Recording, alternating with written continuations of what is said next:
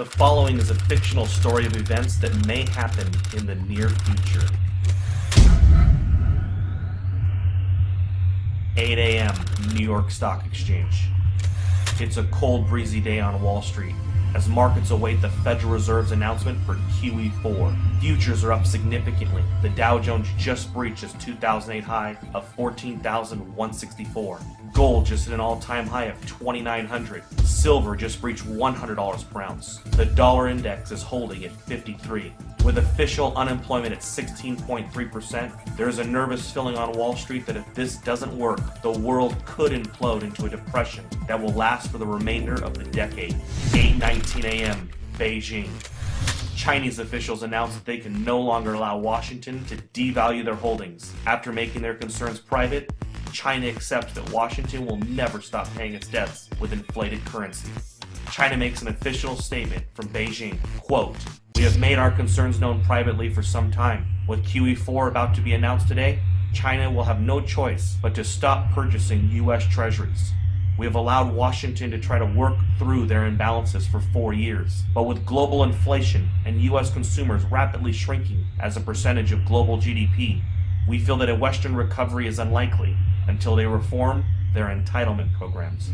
8:45 a.m. New York Stock Exchange. Upon hearing the statement from China, Dow futures have a sharp reversal and begin to drop. Gold leaps past $3,000 per ounce, up $150 per ounce in the last 26 minutes. CNBC awaits a statement from the White House. 8:50 a.m. Washington, D.C. The president makes an official statement to calm investors' fears. He tells Americans that he has spoken with several G20 leaders. They have assured him that they will continue to increase their purchase of treasuries and believe that a strong U.S. economy is the only thing that will bring back global prosperity. He has also spoken to Chairman Bernanke, who assures him that a strong dollar will be the result of QE4. The president also reminds Americans that his recent New Deal recovery programs that he passed through executive order will increase the likelihood of a lasting recovery. He also notes that Beijing, since 2009, has slowly been reducing their holdings, so the impact will be minimal. 9:51 a.m. New York.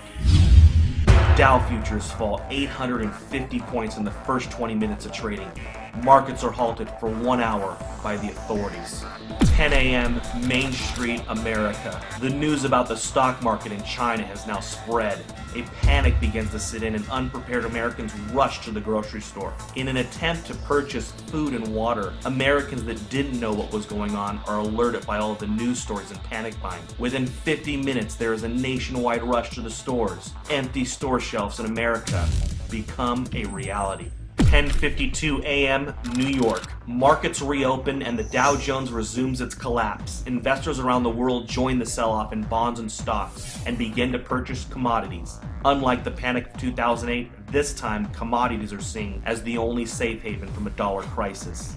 11:30 a.m. New York. The Dow falls 1,700 points since reopening. Trading is halted for at least 2 hours. The Federal Reserve injects $200 billion into the markets and announces that QE4 will be delayed until further notice. Congress is called back to D.C. for an emergency joint session. Some members of Congress are saying that they consider China's statement a financial attack.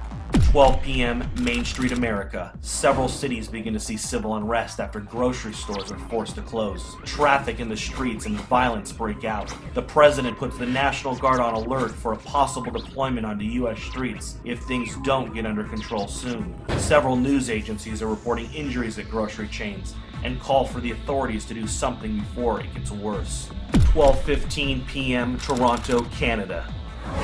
George Soros tells CNBC that a run on treasuries is imminent and that there is nothing the government can do to stop it.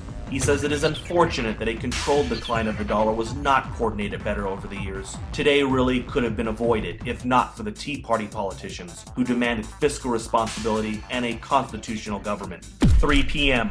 Gold closes at $11.53 for the day at $4,053 per ounce. Silver closes at $173 per ounce.